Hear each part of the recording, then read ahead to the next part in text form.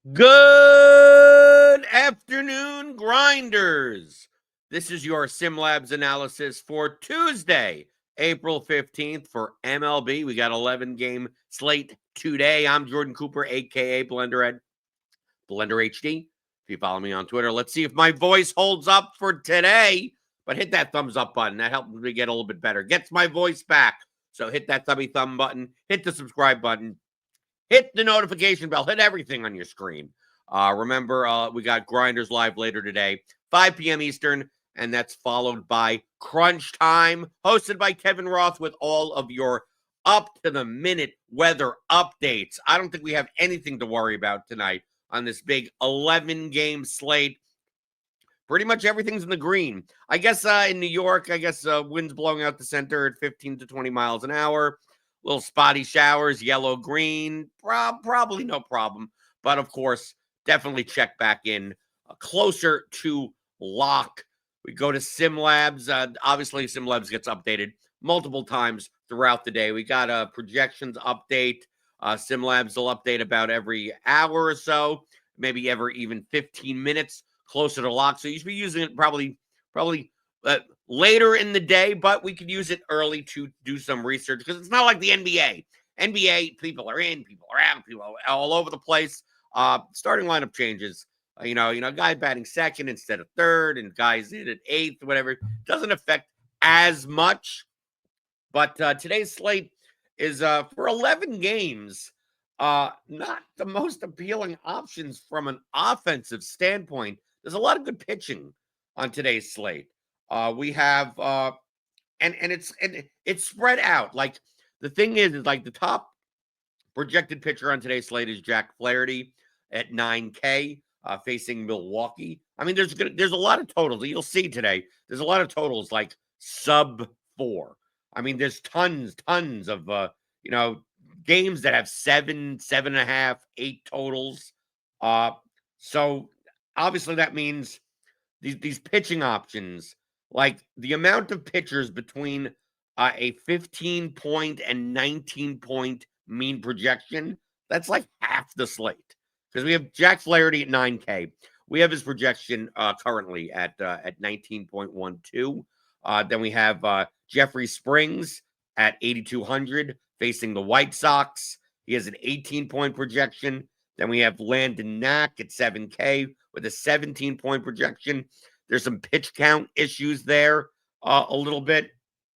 Max Fried, 17 points. Pepio, Charlie Morton, Schwellenbach, Hunter Brown, UCL Kikuchi, even Kevin Gausman has a 15-point projection. So, like, I just listed off 1, 2, 3, 4. Oh, Tyler McGill, I forgot him. Okay, another one. Let's throw another one in there. 1, 2, 3, 4, 5, 6, 7, 8, 9, 10, 11. Even like Shota Imanaga, 14.73. So that's close enough.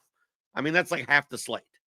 Okay, so from a pitching standpoint, I would not necessarily lean into ownership. If there's some steam, I think Flaherty will be the most owned pitcher on the slate. We have his projected ownership close to 30%.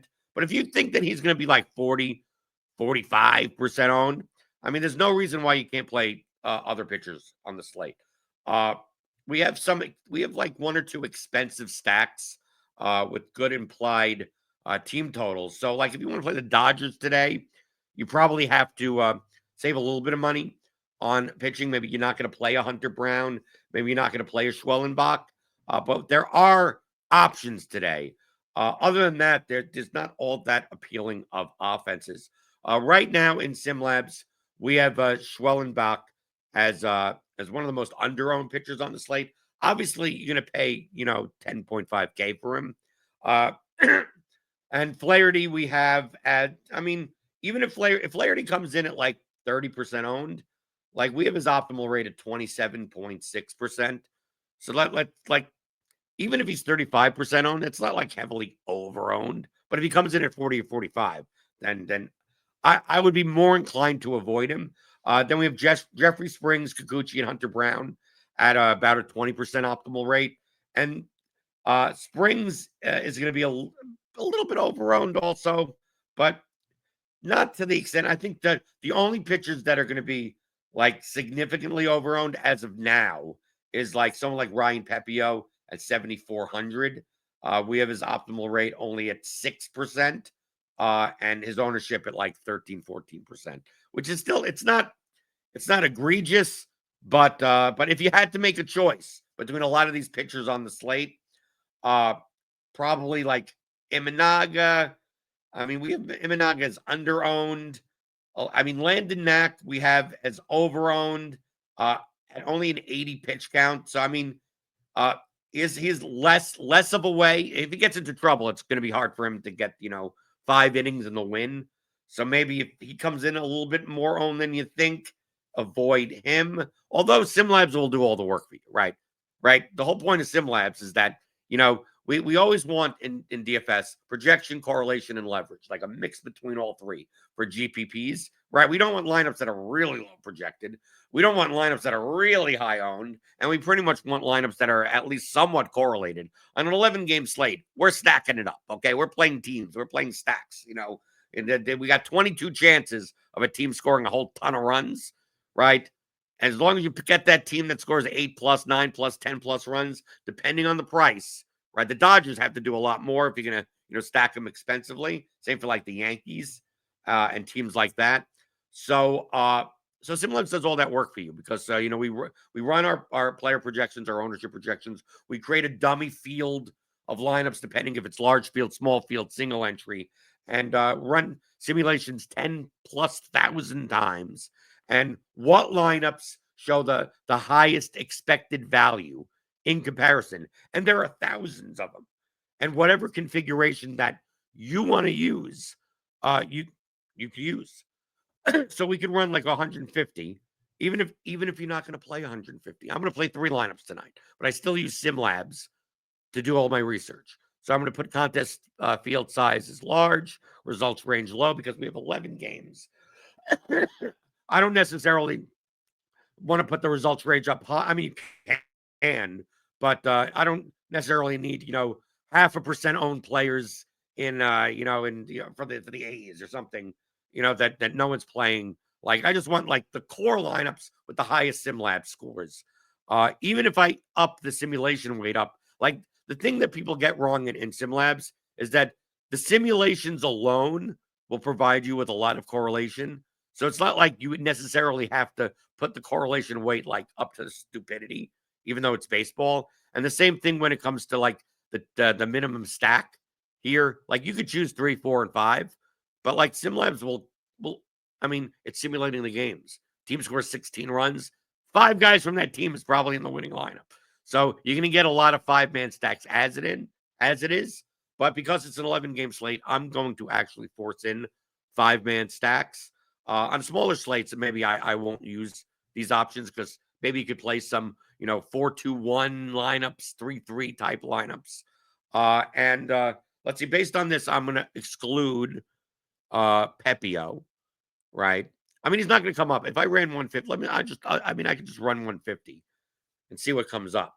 But I'm assuming like over-owned stacks and over-owned pitchers will probably be, you get a little bit less of them just naturally in SimLabs. And even if you could use, if you're a premium member, we have this MLB stacks percentage. I mean, you'll see this in SimLabs. That's why, I can predict what SimLabs is going to say just by looking at some of this information. That from a stack perspective, top stack of the day from an optimal rate is Baltimore. Baltimore has nearly a 5 total, and they're considerably cheaper than the Dodgers stack, who has one, very expensive. Okay, so we have Baltimore at 12%, Dodgers at 11.5%, the Mets at 9%, and they're pretty expensive stack also. And then we get cheaper stacks like Atlanta, Detroit, Texas. I mean, Texas only 3.87% optimal rate. So I would prefer the Braves or the Tigers. And then like the Angels, and the Angels, the Astros, even the A's are a little overpriced, but they do have, optimal rates in 6, 7, 8%. And then we have kind of like a bunch on the bottom. And you can see here in the top values column that like the White Sox and the Rockies are like super duper vomit stacks. Like super duper vomit stacks. The problem is that their optimal rate is under 1%. Cheap as hell. Yeah, cheap as all hell. You want to play a Hunter Brown, Schwellenbach type of lineup or whatever?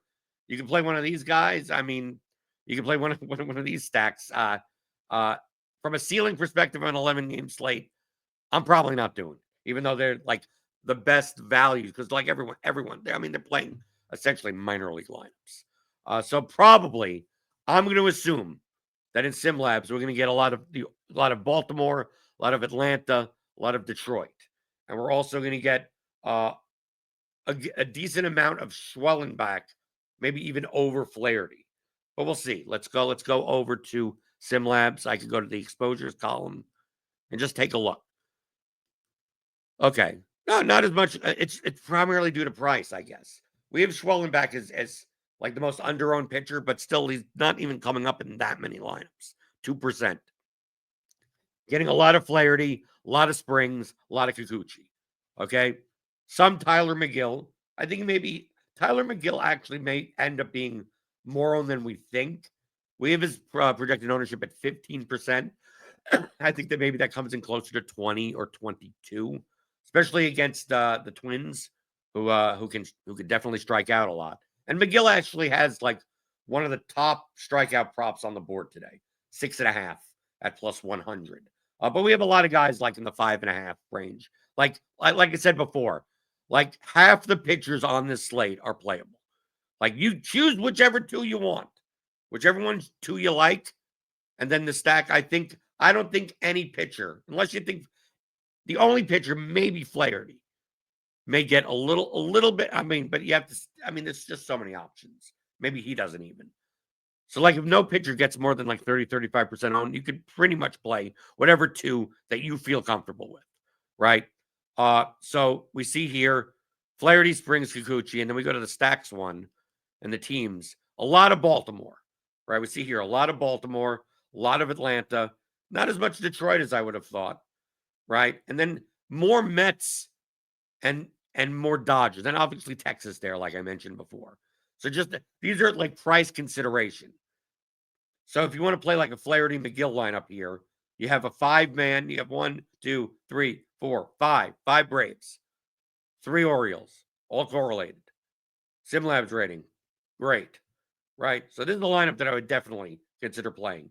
And these Braves, some of these Braves are not going to be. I mean, Brian Dela Cruz at 1%, Matt Olson at 2.2%, Orlando Arcia, like I mean, yeah, $2,200 cheap shortstop. But as long as he is in the stack and the Braves go off for a whole bunch of runs, that's perfectly fine.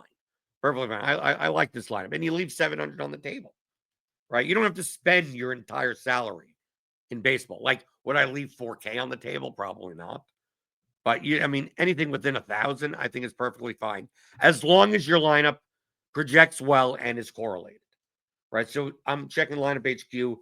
The optimal mean projected lineup is about 105 points. And this lineup projects for 98.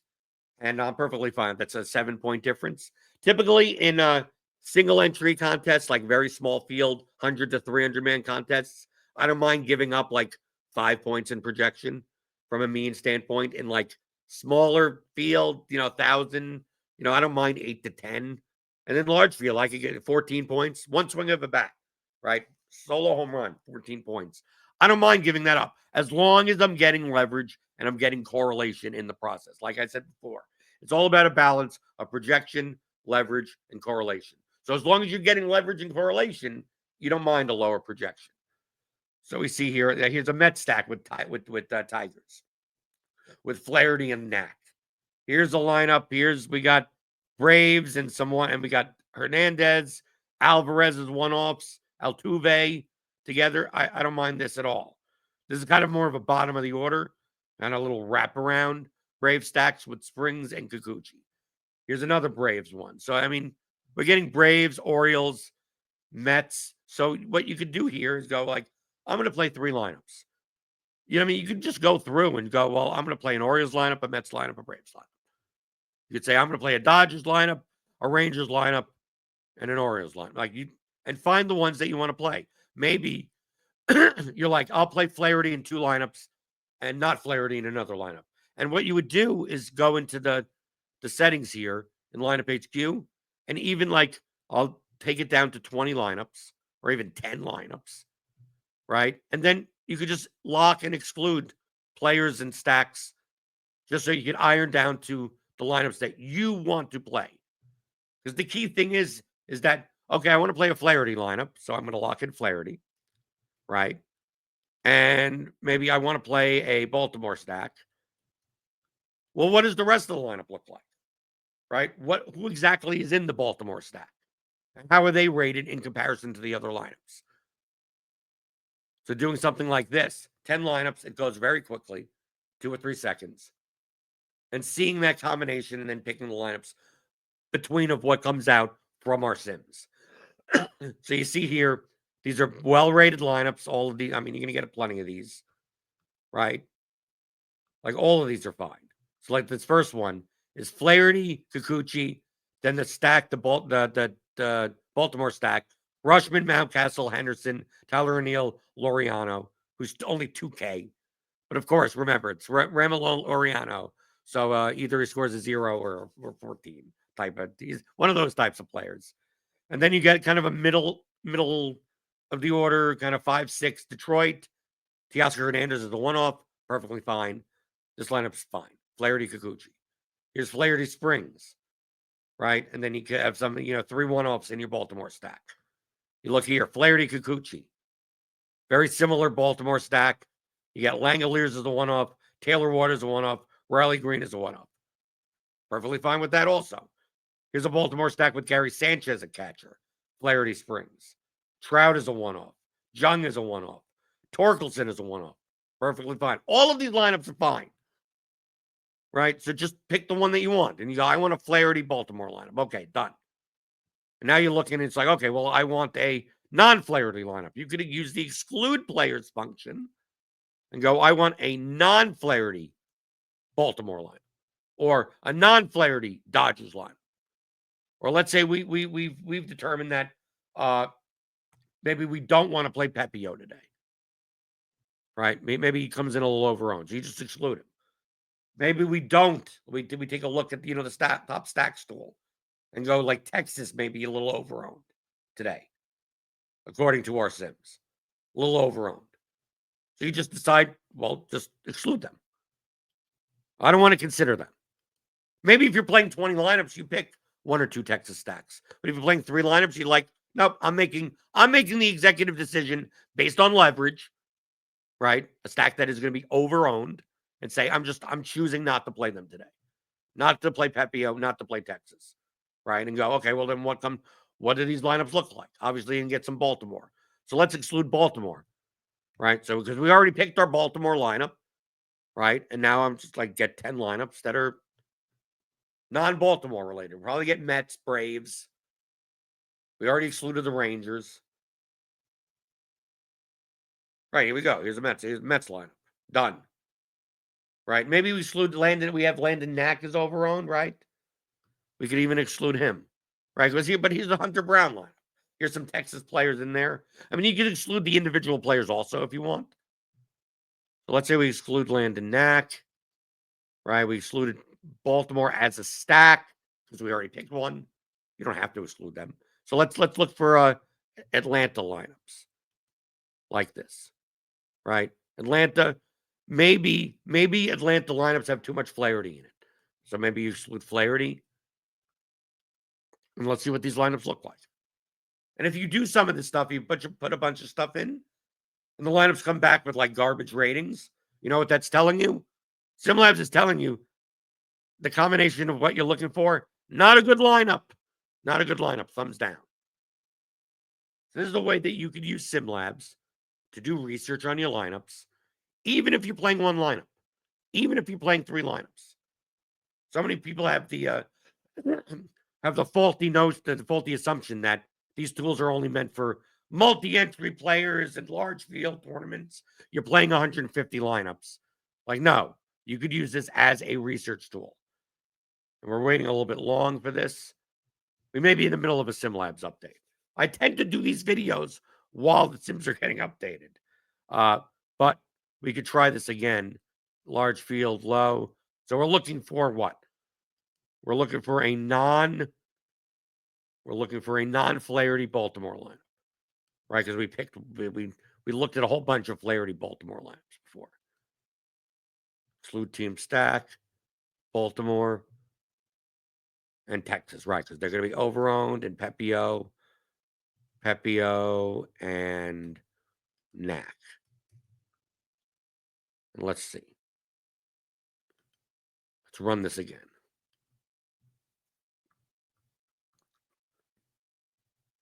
And you can figure out whatever combinations that you want. Like I said today, the pitching combinations you can make today are nearly infinite. I think it's perfectly fine to play. Like, even though Ryan Pepio we have is overowned, you want to play him in a line. I mean, you take a look at these top stacks. You want to play him in a Royals lineup against Max Fried. I'm not saying that that's a great idea, but at Kansas City is a 3.37 total. Probably not stacking the Royals today, but no one else is. So even though your pitcher's overowned, when you're playing a stack that's getting like 1% ownership, it doesn't matter anymore. You got all the leverage you need in the stacks. So this non-Flaherty, non-Pepio, non-Knack, non-Baltimore, non-Texas lineup, right? We get something like this. Here's a Springs, Kikuchi, Brave stacks. Brave stacks with Brent Rooker, Langoliers, and Wilyer Abreu as one-offs. And you look at these ownerships here, 3%, 2%, 1%, like you're good. Like Springs, Kikuchi. I mean, you could probably play Flaherty in this lineup and be perfectly fine also. And it rates out extremely well, right? Here's a Met stack. So your Met stack, and you get to play Byron Buxton and Shohei Ohtani. Sounds good to me. Playing Logan O'Hoppe as a one-off at catcher, Springs Kikuchi. Done. Here's McGill Kikuchi with a Brave stack. Mike Trout, Bo Bichette, William Contreras as one-offs. Sounds beautiful to me. Leaves 100 on the table.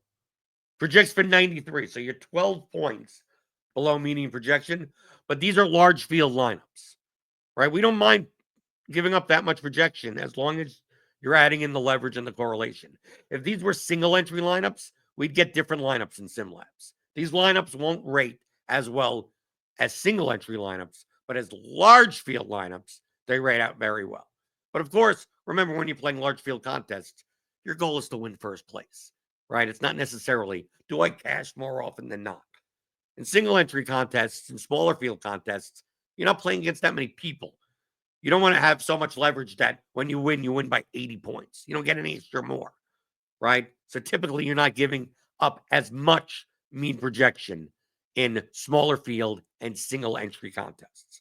But those are the basics of basic concepts of DFS. I have tons of videos on the site. If you want to go to RotoGrinders.com, I have Roto Academy videos. Obviously, I do the Theory of DFS, which you could get at theoryofdfs.com. And SimLabs is doing the work for you. Don't you love living in 2025? Right, 10 years ago, you had to make your own projections. You had to figure this stuff out on your own. Now there are tools that kind of do the work for you. And they're available here at RotoGrinders as part of the Combo Light package, $29.99 a month, which is way too cheap. You get SimLabs for MLB, NFL, NBA, PGA, obviously when the sports are in season. You get access to all of our research tools, which includes Plate IQ. So you can research all the batters, all the pitching matchups, all of that you want on your own, as well as our premium written content, which includes Cheese's $1 million musings. And he's a 2-time Millie winner and a fantasy sports Hall of Famer. And he writes like 20,000 words a day on every slate. All right, on the weekdays. You get access to that for one low price, the Combo Light package. Go pick it up at rotogrinders.com/premium or click on the link in the description. But you know what else? What is free? Hitting that thumbs up button. So give me the thummy thumbs. Give me the thummy thumbs all you can. And make sure to tune in to Grinders Live and Crunch Time later today. And I think I was able to get through this with my voice almost. It's getting close. It's getting close, people. So the more thumbs up and the more subscribes, the more that my voice will come back, so I could talk for more than 20 minutes straight without sounding like a frog. But I will be back tomorrow for another MLB SimLabs analysis, as I always do every week here on RotoGrinders.com.